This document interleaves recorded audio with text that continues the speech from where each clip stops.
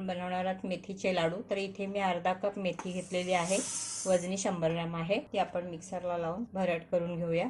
तयार केलेली भरड जी आहे ती आपण चाळून घेणार आहोत। आपली भरड बनवून तयार आहे। गॅसवर मी एका भांड्यामध्ये 100 ग्रॅम साजूक तूप गरम करायला ठेवलेलं आहे। तूप छान गरम झालेलं आहे। तयार केलेली भरड आपण त्याच्यामध्ये टाकणार आहोत। गॅसची फ्लेम मी बंद केलेली आहे। आता हे या तुपामध्ये व्यवस्थित मिक्स करून घेणार आहोत। छान मिक्स करून झाले। आता हे आपण झाकून ठेवायचे आहे रात्रभर किंवा 8 ते 10 तासासाठी झाकून ठेवायचे आहे। रात्रभर भिजवून घेतलेला मेथी आणि तूप इथे आपलं मिश्रण छान तयार आहे। ते सर्व आपण एकजीव करून घेणार आहोत। व्यवस्थित मिक्स करून घ्यायचे।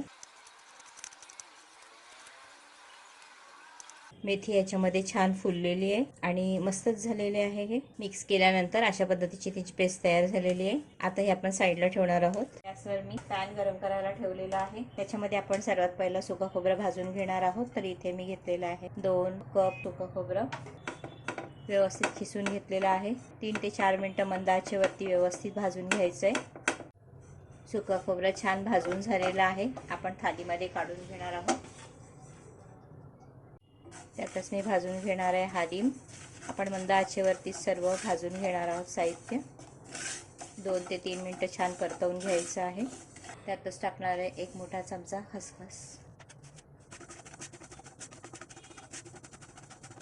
त्याच्यात अजून 2 चमचे खसखस मी वापरलेली आहे। आता हे हालिम आणि खसखस व्यवस्थित भाजून झालेले आहेत। आपण डिशमध्ये काढून घेऊया।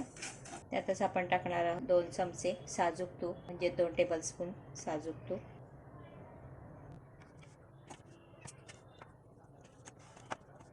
तूप छान गरम झालं की त्याच्यामध्ये टाकणार अर्धा कप रवा। इथे मी रव्याचा वापर केलेला आहे। तुम्ही गव्हाचं पीठ किंवा बेसन वापरलं तरी सुद्धा चालेल। व्यवस्थित खमंग भाजून घ्यायचं आहे। 7 ते 8 मिनिटं झालेली आहेत। रवा आपला मंद आचेवरती छान भाजून झालेला आहे। आता आपण त्याच्यामध्ये टाकणार आहोत ही तयार केलेली पेस्ट, मेथीची पेस्ट जी आहे ती त्याच्यामध्ये टाकून घेणार आहोत।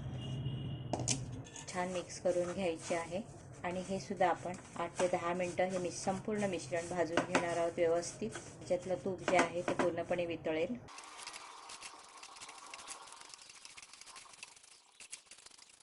4 ते 5 मिनिटं झालेली आहेत। मेथीची पेस्ट, रवा सर्व एकत्र व्यवस्थित भाजून झालेला आहे। त्याच्यामध्ये आपण टाकणार आहोत हे काळे खारीक पावडर घेतलेली आहे 200 ग्रॅम। ती त्याच्यामध्ये पण मिक्स करणार आहोत। ती पण त्याच्यात भाजून घ्यायची आहे। हे आपण अजून 5 ते 7 मिनिटं भाजून घेणार आहोत। संपूर्ण मिश्रण आपण 10 ते 12 मिनिटं छान भाजून घेतलेलं आहे। आता आपण हे खोबरं काढलेल्या भांड्यामध्ये काढून घेणार आहोत। पॅनमध्ये 1 मोठा चमचा तूप टाकून घ्यायचं आहे। तूप छान वितळायला हवं। त्याच्यामध्ये आपण 1 कप मिक्स ड्रायफ्रूट टाकायचे। आवडीप्रमाणे ड्रायफ्रूट इथे वापरू शकते। इथे मी काजू, पिस्ता, बदाम वापरलेले आहेत। 2 ते 3 मिनिटं मंद आचेवर परतून घ्यायचं आहे। 2 ते 3 मिनिटं झालेली आहेत। मस्त ड्रायफ्रूट आपले भाजून निघालेले आहेत। त्याच्यामध्येच आपण टाकणार आहोत सफेद तीळ। तर इथे मी 50 ग्रॅम सफेद तीळ घेतलेले आहेत, अर्धा कप। ते सुद्धा त्याच्यामध्ये परतवून घ्यायचे आहेत।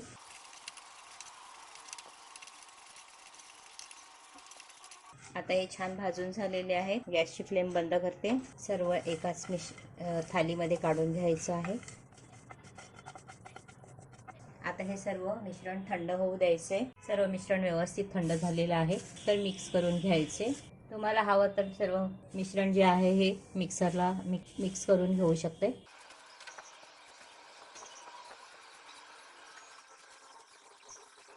छान मिक्स करून झालेलं आहे। अर्धा कप साजूक तूप इथे मी वितळवून घेतलेलं आहे।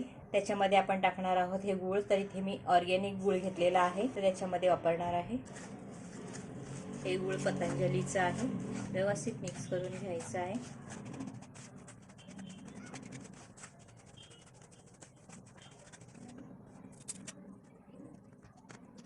चांगलं वितळलेलं आहे। त्यातच मी टाकणार आहे मध। इथे पाव कप मध टाकते। छान मिक्स करून घ्यायचं आहे। अर्धा चमचा वेलची पावडर, अर्धा चमचा सुंठ पावडर मिक्स करायचे आणि गॅसची फ्लेम बंद करायची आहे। संपूर्ण गूळ जे आहे ते मिश्रणात टाकून घ्यायचं आहे। आणि मिश्रणामध्ये छान मिक्स करून घ्यायचं आहे.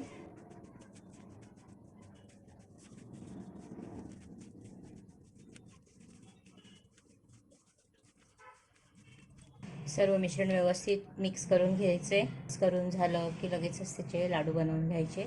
मिश्रण अजून खूप गरम आहे.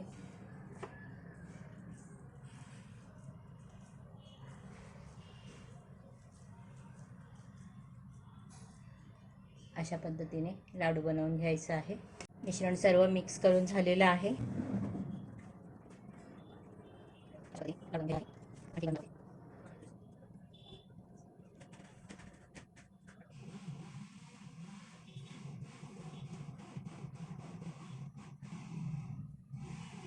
अशा पद्धतीने आपण सर्व लाडू बनवून घेणार आहोत.